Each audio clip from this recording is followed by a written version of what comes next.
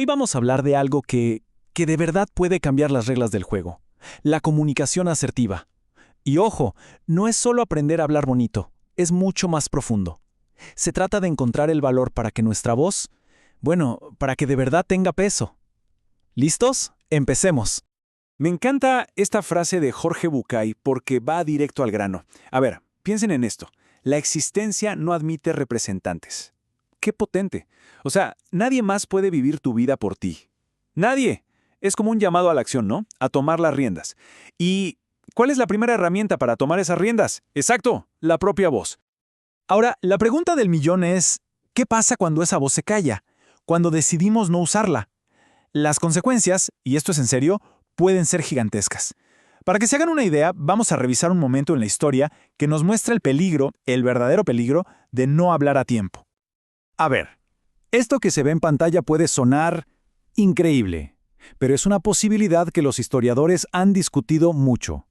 Hubo un punto de inflexión, un momento clave, donde un simple no, un no dicho con firmeza, pudo haber cambiado el curso de todo el siglo XX, literalmente. La situación era esta.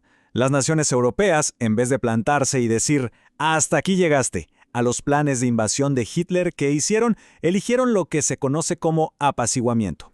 Básicamente, le dieron lo que pedía, pensando que con eso se calmarían y evitarían un conflicto mayor. Creían que estaban comprando la paz, pero lo que realmente estaban haciendo era pavimentar el camino para una catástrofe. Y el resultado es escalofriante. Más de 50 millones de vidas perdidas. 50 millones. Ese fue el precio final. El precio de no haber dicho no a tiempo. Es una lección brutal de que el silencio a veces no es oro. A veces es el preludio del desastre. Ok, acabamos de ver un ejemplo extremo, a escala mundial. Pero esto nos lleva a una pregunta mucho más personal. Si las consecuencias de no hablar pueden ser tan graves, ¿por qué cuesta tanto? ¿Qué es lo que frena a las personas para decir lo que piensan, para defender su postura o simplemente para decir no en el día a día? La respuesta, como se imaginan, no es tan sencilla. Hay que ir más profundo. Y aquí está la clave de todo. El verdadero meollo del asunto. La capacidad de ser asertivo no es un truco que se aprende en un curso de fin de semana. No es una técnica de comunicación y ya. Nace de un lugar mucho, mucho más profundo. Nace de la autoestima. Entonces, definamos un poco esto. ¿Qué es la autoestima? Según la definición de Cooper Smith, es la evaluación que cada quien hace de sí mismo. Es esa vocecita interna que te dice si te apruebas o no. Es, en el fondo, la respuesta a preguntas como ¿creo en mi capacidad? ¿Me siento valioso? Es ese juicio personal sobre nuestro propio valor. Y por otro lado tenemos la comunicación asertiva. Castañer la define como la capacidad de afirmar los propios derechos. Pero fíjense en el equilibrio, que es lo más importante, sin dejarse manipular, pero tampoco sin manipular a los demás. Es como encontrar ese punto medio perfecto. Es una defensa del espacio propio, sí, pero siempre desde el respeto. Y miren, esta conexión entre autoestima y asertividad no es solo una idea bonita, está medida científicamente. Un estudio encontró una correlación de 0.82. Para quienes no están familiarizados con la estadística, les digo, eso es altísimo. Es lo que se considera un vínculo positivo muy fuerte. Dicho en buen español, a más autoestima, más asertividad. Van de la mano, no se pueden separar.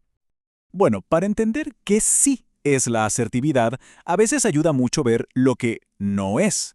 Por eso, vamos a comparar los 3 estilos de comunicación que existen. Básicamente, la gente se comunica de 3 maneras: pasiva, agresiva o asertiva. Veamos esta tabla. Es súper clara. Fíjense en el objetivo de cada uno. ¿El estilo pasivo? ¿Qué busca? Pues evitar el conflicto a toda costa. No importa si para eso tiene que sacrificar sus propias necesidades. Luego está el agresivo. Su meta es ganar, dominar, y si para eso tiene que pasar por encima de los demás, pues lo hace. Pero la asertividad es otro mundo. El objetivo no es ganar ni evitar, es llegar a un acuerdo mutuo. Se trata de encontrar una solución donde los derechos de todos sean respetados. La palabra clave aquí, sin duda, es respeto mutuo. Perfecto. Ya establecimos que la autoestima es el cimiento de todo esto. La pregunta lógica es, ¿y cómo se construye? Porque seamos sinceros, no es algo que venga de fábrica, es algo que se tiene que trabajar, que se cultiva día a día. Así que veamos cómo podemos empezar a poner los ladrillos de ese cimiento. El psicólogo Nathaniel Branden, un experto en el tema, habla de los 6 pilares de la autoestima. Son como prácticas diarias. Vivir conscientemente es, básicamente, no ir por la vida en piloto automático.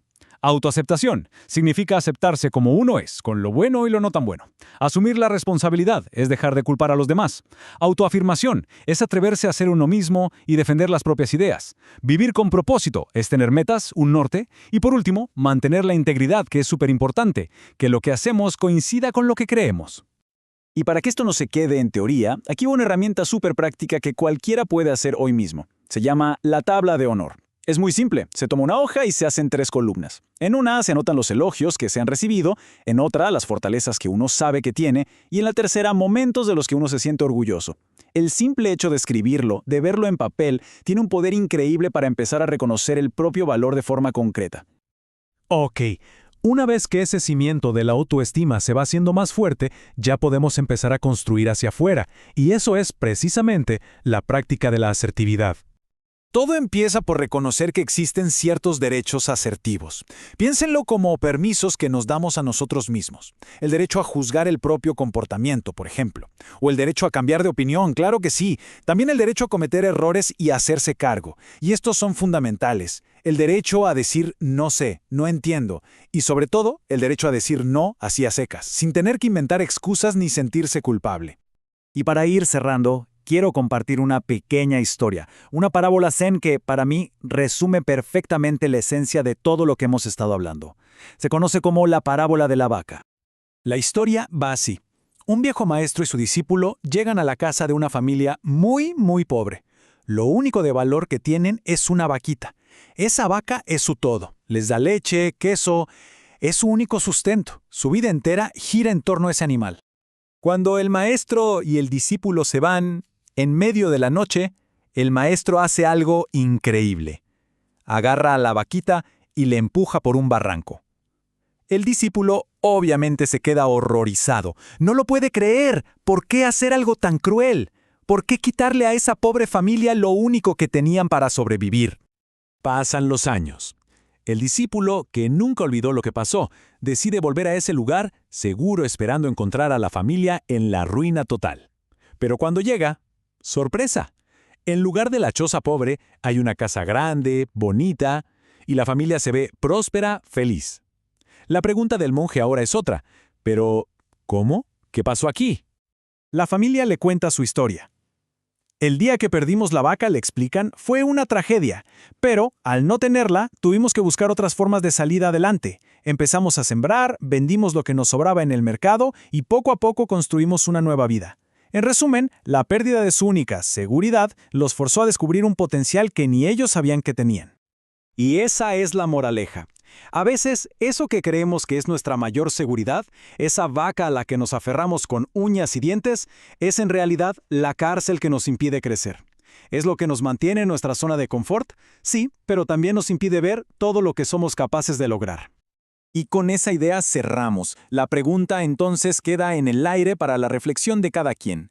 ¿Cuál es esa vaca? ¿Cuál es esa falsa seguridad, ese miedo o esa excusa que nos está impidiendo encontrar nuestra verdadera voz? Porque al final del día, identificarla es el primer gran paso para poder liberarse y por fin empezar a crecer.